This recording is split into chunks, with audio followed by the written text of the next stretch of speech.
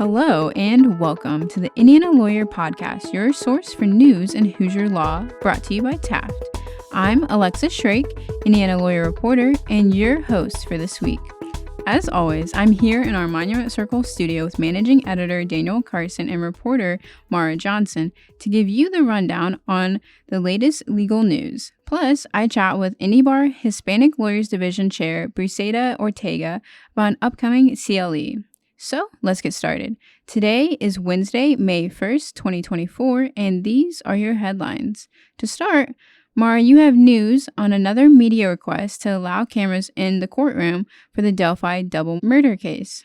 The special judge in the Delphi double murder case has denied several more requests to allow cameras in the courtroom for Richard Allen's trial in May. Allen is accused of murdering two teenage girls near Delphi in February 2017. His trial will begin on May 13th. On April 24th, Special Judge Francis Gold denied camera requests from WTHR TV in Indianapolis, ABC 57 News in South Bend, and the News Media Coalition, which includes the Associated Press, Getty Images, Thomson Reuters, and other publications. Gold also rejected a request earlier in April from Wish TV Channel 8 in Indianapolis, increasing doubts that any video cameras will be allowed at one of the most high-profile criminal trials in Indiana in decades. Gold has not yet made an official ruling denying all cameras in the courtroom, according to court documents. Cameras have not been allowed in a courtroom for hearings in this case since October 19, 2023. In the ruling for a hearing on October 31st, Judge Gold denied camera access, citing, quote, the unauthorized filming and broadcasting of pre-hearing activities in the courtroom on October 19, 2023. Thanks, Maura. Carmel Clay Schools did not violate state law by refusing to sell an elementary school building to a charter school, the Indiana Court of Appeals ruled. In 2018, Carmel Clay approved the construction of a new Orchard Park Elementary School building and that the students wouldn't be moved into the new location until 2021. Carmel Clay used the old location for storage space for the school district. Indiana Classical filed a complaint with the Indiana Attorney General's office claiming Carmel Clay failed to comply with the requirements of the dollar law. Initially, the law required public schools to sell or lease an unused building to a charter school for $1. Hamilton Superior Court ruled in Carmel Clay's favor, granting summary judgment, and the appellate court upheld that ruling. Daniel, what do you have on a recent federal ruling against an Indianapolis-area TV station? The owner of Wish TV failed to show evidence that a pair of television distributors racially discriminated against him in declining to pay retransmission fees to carry Wish and sister station WNDY-TV. The Seventh Circuit Court of Appeals ruled in affirming a lower court's decision.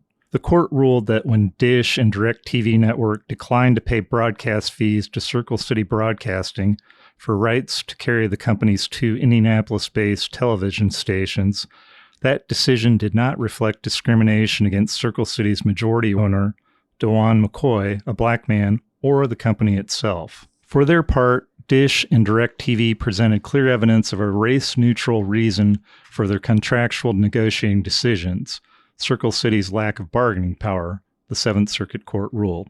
The ruling upholds an earlier decision by U.S. District Court in Indianapolis, which granted summary judgment in favor of Dish and DirecTV and concluded that Circle City failed to identify evidence permitting a jury to find that the decisions not to pay the broadcast fees reflected anything other than lawful business choices responsive to dynamics of the television broadcast market. Now over to Maura for news on a lawsuit filed against the Indianapolis Motor Speedway. A concertgoer who attended last May's Snake Pit event during the Indianapolis 500 weekend is suing Indianapolis Motor Speedway, LLC, after allegedly being hit in the head by a glass bottle during the festivities. The lawsuit was filed on April 15th on behalf of Taylor A. Brown in Marion Superior Court. According to the complaint, Brown was in the Snake Pit on May 28th when he was hit in the head by the bottle, which was thrown by an unknown person. Brown suffered pain, scarring, and disfigurement, the lawsuit states. In its rules and regulations, the Speedway prohibits patrons from bringing glass containers onto Speedway grounds. The Speedway did not immediately respond to Indiana lawyers' requests for comment. Brown claims it was the Speedway's job to keep guests safe. He is seeking compensation to cover medical expenses, lost wages, and other special expenses. Thanks, Maura. She will keep you all updated on that lawsuit. Indiana Attorney General Todd Ortega, who is seeking re-election in November, holds a commanding fundraising advantage in the race for Attorney General with more than $1 million in his coffers. Financially, Rokita is well positioned to combat a challenge from Democrats who have about 1/10 or less than Rokita's campaign cash on hand, according to reports filed with the Indiana Secretary of State. Democratic candidate Destiny Wells ended the first quarter at $106,557.84, according to her campaign finance report. Wells will face Democrat Beth White at the party's state convention, where delegates will choose the Attorney General nominee. White trails in the fundraising race, reporting $32,672.25 at the end of the first quarter, but she started her campaign about 2 months after Wells. Wells and White will square off at the state Democratic convention on July 13th. Rokita currently faces no opponent for the GOP nomination at the party's convention on June 15th. The Democrat and Republican nominees for Attorney General will face each other in the November election.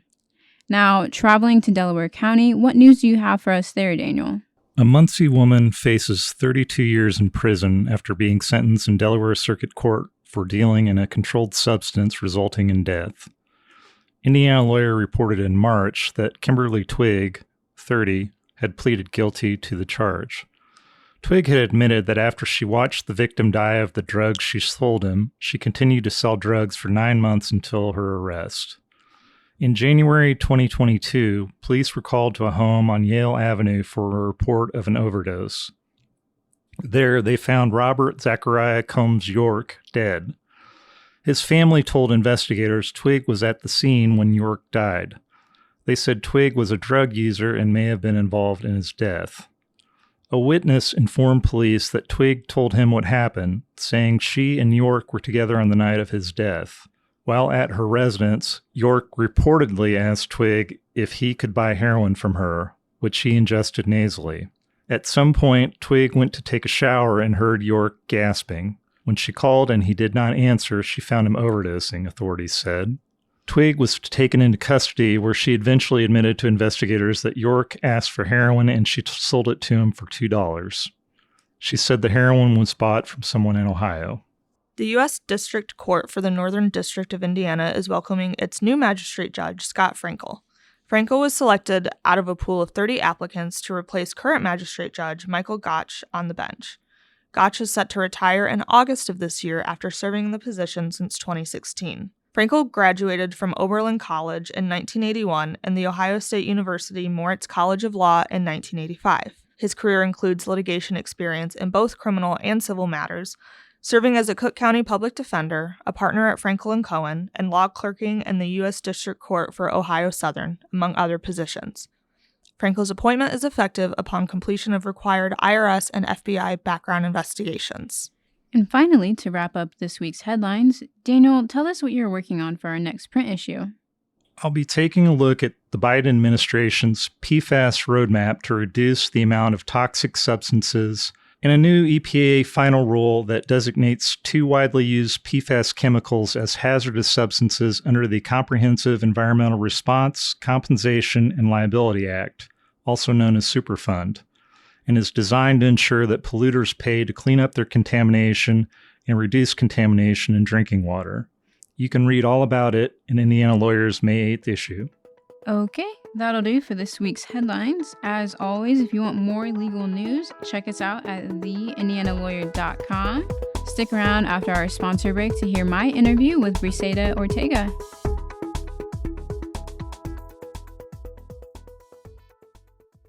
Taft, today's modern law firm. At Taft, we cultivate a highly respectful, transparent workplace that fosters creativity, teamwork, inclusion, and diversity. We couple our culture with a client-first approach, rewarding lawyers who understand their clients' goals and work to deliver success. Taft, the modern law firm. To learn more, visit taftlaw.com. I have with me today IndyBar Hispanic Lawyers Division Chair Briceida Ortega. Briceida is an attorney with Hensley Legal Group. The Hispanic Lawyers Division is sponsoring a CLE on new developments in immigration law on May 2nd. There are always changes in immigration law, and especially with administration changes. So to start with, some things that the Hispanic Lawyers Division may have on its radar, do you think there are enough Spanish-speaking attorneys for the Spanish-speaking population here? No, I definitely don't. There really aren't that many Spanish-speaking attorneys, not just like in the Indianapolis area, but I think statewide, nationwide. So there is always going to be a need for more bilingual attorneys. What does your firm kind of do with that, like in those issues? Well, specifically talking about Hensley Legal Group, honestly, I'm not saying this because I work there, but the office is truly amazing. They are always looking for ways to be able to help our clients that are not English speakers. So we do have a pretty big number of employees that are bilingual, including myself. There's just a lot of us that are Spanish speaking. So no matter what area your case is in or who's handling your case, you will have someone that speaks Spanish as a client so that you're comfortable. You can speak to someone in your own language and know what's going on. So obviously, we are a little bit bigger of an office, but this is something that I hope that most, if not all, attorneys, firms or smaller offices can have, or at least have the option of having or the opportunity to have, because it's just so helpful, not just for us, but also for the client. Yeah. So it's kind of talking about, the CLE that you have coming up. What are some of, the new developments in immigration law and why this CLE? Oh my goodness. I don't even know where to start with all the developments in immigration law because there's so many. And just to clarify, I am not an immigration attorney. While I do have some experience in that area, that's not my focus or my area of practice right now. So I wouldn't really be able to dive into all the changes because I'm not familiar with everything that is going on right now.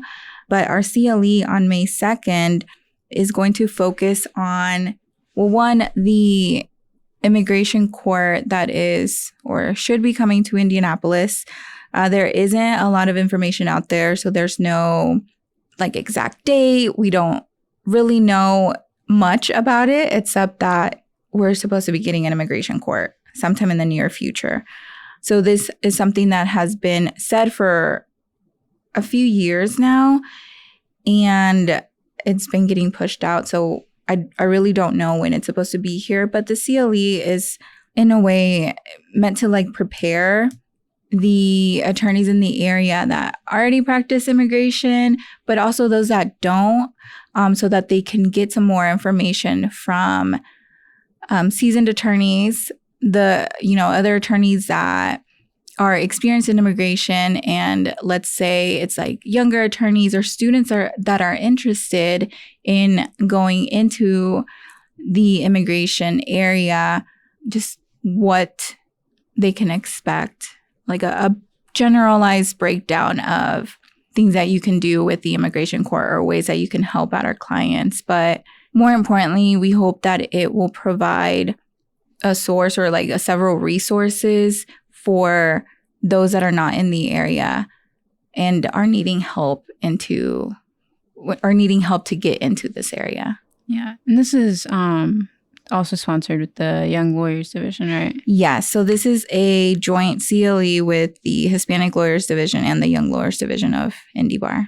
And do you think this will kind of help, the young lawyers that, maybe didn't really consider this as a practice area just because, we have the immigration court in Chicago, might be I don't really want to do all that driving or whatever it may be, to be kind of, maybe, this might be something I want to do. Yes, I definitely hope, and, everybody working on the CLE hopes that this will encourage law students or attorneys that are still looking for a specific focus or haven't really found what they, a specific area they really want to do, or somebody that just wants to add a different practice area.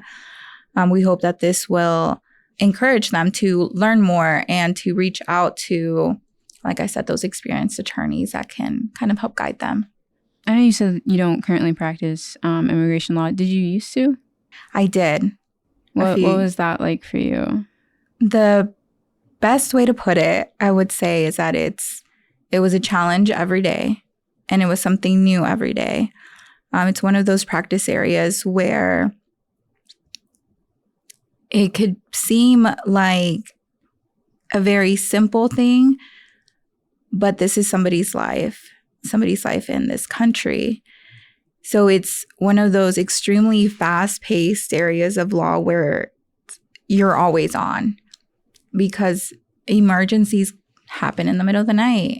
And it's such a fast area where if something isn't done same day, somebody could be gone in a few hours. Obviously, it's also a very slow area because of all the backlog, with all the different processes that you have. So it's a very difficult area because it's ever changing, but it's also a very rewarding area to practice in. You're just helping people every single day. Absolutely. Yeah. What are some of the key things that you hope people can take away from this event? I feel like you probably already touched on it, honestly. I did, yes. So key thing, like first, if you have any kind of interest, no matter how small, you should definitely attend. Even if you don't know anything about immigration law, this is a perfect CLE to get some like basic knowledge and just to figure out where you're going to go from here. So I truly hope that people come just to get that basic understanding. I also hope that, something else that I hope people take away from this is just the changes that we could expect with an immigration court in the city. So border control is a hot topic in the primary election and has been brought up by several candidates, including some that are running for Indiana governor. What are some of the typical misunderstandings that you've seen people have when it comes to immigration law? When it comes to immigration law, specifically like the actual law, I think a big misunderstanding is that people think that this is something that can be easily changed. It just takes so much, I guess, background work. It's not something where they could just, like a change can just be made and then everything is fixed. There are so many moving pieces. I wish it was something that could just be easily changed or easily fixed, because there are so many issues, so many problems, so many backlogs, so many people just waiting for answers. But that's probably the biggest misunderstanding, that it's just not going to happen in a day, but there should definitely be more done. What do you kind of hope like an average person just knew about, immigration? Probably just more in general that this is someone's life and someone's future, and we don't know what a person went through to get here or to be in the situation or position that they're in. So for more understanding in general of everybody. Yeah, absolutely. Alrighty. So that'll do for this week's interview. Briceida, thank you again so much for joining me today. And to our listeners, head over to the IndianaLawyer.com to hear our past interviews. You can also find us on your favorite podcast apps. We'll talk to you soon.